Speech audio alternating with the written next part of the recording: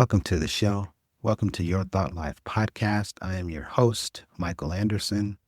Today we're going to be discussing getting comfortable with being uncomfortable. Let's be clear, this goes far beyond motivational cliche conversation because what you have to realize is that scientists has a boatload of information and it tells us very clearly that real growth doesn't happen in comfort. It happens at the edge where the challenge meets the opportunity. So if we are to become profitable, fruitful, successful, we have got to take these challenges and move forward with them in a way that denounces the feeling of feeling stuck, overcomes those areas where we feel like we're at a plateau, but we're just a wee bit uncomfortable of doing whatever needs to be done to get over it, through it, or around it. And sometimes just undoing the set of circumstances that says, I'm afraid. I'm afraid of what may happen. I'm afraid of what might not happen. For us to get where we want to go, it's imperative that we get comfortable with being uncomfortable. Someone's going to say, but I'm comfortable where I am, and I don't really necessarily see the need to go all out. Well, let's start with this truth so that you have a backdrop to sort of set the stage for some of the things we're going to talk through today. Our brains are wired to keep us safe. The comfort zone feels familiar. It's manageable and it's very predictable. With regard to safety, this is exactly where our brains would love for us to be in any given day so they don't have to sound the alarm, which for us is cortisol, the fight or flight hormone. When the brain detects that something we're getting ready to do is outside of familiar, manageable, or predictable, what tends to happen is it sounds the alarm. And that says risk. And what ensues immediately after that is fear, indecision, doubt, and a whole gamut of other low-level vibrations and memories coming in like a flood to stop you from doing what you need to do. Neuroscience shows that when we stay too long in these familiar states, when we refuse to overcome those feelings and emotions that come in like a flood, what tends to happen is our brains actively become more automatic and less creative. Imagine attempting to do something brand new without the faculty of creativity. It's a really ugly setup, one that we don't even want to think through. Probably that's another podcast episode to be candid. But meanwhile, when we're stepping into discomfort, into those activities, what's happening in the brain is it's saying, hey, this is not new. Get prepared to make brand new neurological pathways. Get ready to start sparking some neuroplasticity so we can change the shape of this brain, and get ready to take on this idea of resilience, our ability to bounce back in the wake of these new challenges. It's the latter of these that really sets us up beautifully to overcome the familiar, the manageable, and the predictable, that flood of emotions, feelings, and memories that come in to stop us in our tracks, to keep us safe. When we take on the challenge that takes us getting comfortable with being uncomfortable and reinforce the conversation on the inside with a little bit of reframing that says, I know this is scary for you. I know you want to protect me, but I don't need you to protect me. And even if you stay in an elevated state, I'm going to move through this set of sequences with everything that you guys are throwing at me to show you that business. I'm in control. We all are going to do this. And what you'll find is that those things will begin to settle down as they see you moving forward. This is why it's so important to challenge the comfort zone. And every one of those feelings and every one of those memories that comes back to create pause. I just want to drive home a concept that says this: comfort comes at a cost because it breeds complacency. You ever wanted to really understand why a person looks the exact same way from an achievements standpoint at the end of the year as they looked at the beginning of the year? You will be able to clearly see that comprised in this statement. Comfort has a cost. It breeds complacency. When you are complacent, you are not growing. And that is a problem, especially if you are endeavoring to enter into an entrepreneurial endeavor, if you desire to increase the position with which you have in your corporate career, anything that requires you to advance and go beyond the skills that you currently have or gifts and talents, you're going to have to know that if you say no, there's a huge cost. Let's marry it with a little bit of research. The Harvard Business Review study on this topic found that individuals who routinely seek discomfort outperform peers in a problem-solving, creativity, and adaptability test case. They're more likely to spot opportunities and respond effectively to change. Bottom line up front, family, staying comfortable might feel safe, but it's often the riskiest move that you ever make. Why? Because you're keeping the status quo status quo. It's a decision that many of us make, unfortunately, subconsciously. And for us to break free and begin to do things that require getting comfortable with being uncomfortable causes us to have to take a little bit of risk. Let me tell you how to do that safely. Start small and stack wins. Behavioral science shows that small, manageable challenges maintain momentum. When you have momentum, you have an undercurrent of energy propelling you forward to do whatever it is you need to do as you get comfortable with being uncomfortable. We're starting small. We're not trying to carve up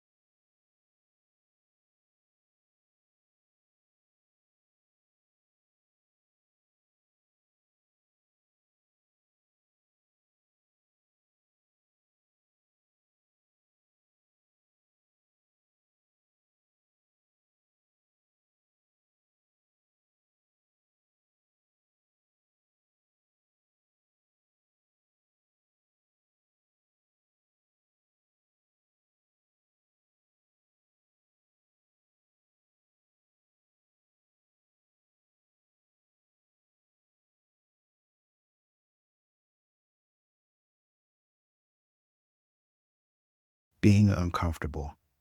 Next, we want to begin taking a closer look at these fears. According to Dr. Kelly McGonigal at Stanford, how you interpret stress determines its impact. When you feel fear, just simply tell yourself, this is energy, not danger. This is a protective mechanism, not necessarily a truth. Start looking for the facts. Start looking very interested within to see what is it about this specifically that is making me uncomfortable, and begin to speak the opposite. This is a very simple step that is incredibly impactful that you can use to sharpen your focus and drive your action. We learned in the first step that we've got some momentum. This is a momentum multiplier. And then what I like to always tell people that I work with is you have to have an accountability environment. Growth accelerates in community and accountability. So you've got to be sharing your goals with me, your coach, with your mastermind, with whomever you have in your life that will hold you accountable no matter what. They won't absorb any excuses and will hold your feet to the proverbial fire. It's important because research is demonstrative in this particular area. American Society of Training and Development found that having an accountability partner increases success by up to 95%. The vast majority of the work that we do after we have identified the core issue and the execution that is necessary to overcome that inside of 4 or 5 weeks is the accountability piece. People know what to do 8 out of 10 times. They know what's jacked up and what needs to be fixed. Where we really play a huge role is helping them to understand this is something we must do. You will be held accountable for it in a loving way. And we're going to help you navigate through this season of your life so that you get the outcome that you deserve. The last thing is the celebration. Too often when we do something like this, because it's not a big to do per se, it doesn't get the same level of appreciation with our being as, let's say, if we won a baseball game, we won a pickleball game, or we were at the top of some sort of tournament and got first or second place. The culture that we're in deems those things, those types of wins, to be much more significant. But when you're doing something like getting comfortable with being uncomfortable and you have an active strategy to enhance, to improve, to strengthen your self-development, and you're doing that through practices like this, when you have a win, it deserves the same level of appreciation as some of those external events that I made mention of earlier. You should be applauding yourself. You should be your chief cheerleader. And every time you step out, you should celebrate that effort. And don't just see it as a result. This is something really large that you've done for you to advance your level. This is something that you have done for you so that you show up differently in the world. Getting comfortable with being uncomfortable is a big deal. So when you celebrate these, what you'll find is you're going to get a dopamine reward. That feeling, that overwhelming feeling of this was good. This makes me feel good. I feel good. I am appreciative of this. Same way you would feel after you've done a good workout. You probably dislike the workout, but the feeling you have immediately after is phenomenal, cannot be replaced. That's exactly what we want to do. When we get comfortable with being uncomfortable, we want to stretch those limits and then celebrate each win. And even if it's not a full-blown win, we still want to celebrate that we took a step. We took a step of faith. We did something that the brain thought was risky. We got an outcome. And even if it's not the outcome, that's fine, because at the end of the day, all we need to do is tweak the recipe and go back in again. And what we'll find is, so long as we don't see failure as final, this process is going to work like an absolute dream. over time, as we spend more time in it, perfecting our approach and getting the outcomes that we desire. If you desire to grow, you have to get comfortable with being uncomfortable. Family, growth does not begin when you feel ready. You'll never feel ready. It begins when you act despite discomfort. The comfort zone may feel safe. The life and the leadership and the career outcomes that you want are just beyond it. You have to take that step of faith. Take one step today, just one, that makes you a little nervous and perhaps excited as a result of you getting this fresh content. And then stack those wins, reframe that fear, and celebrate each time you step out on faith and you get an outcome. I need you to start today so that the transformation begins today. Thank you so much for joining us today.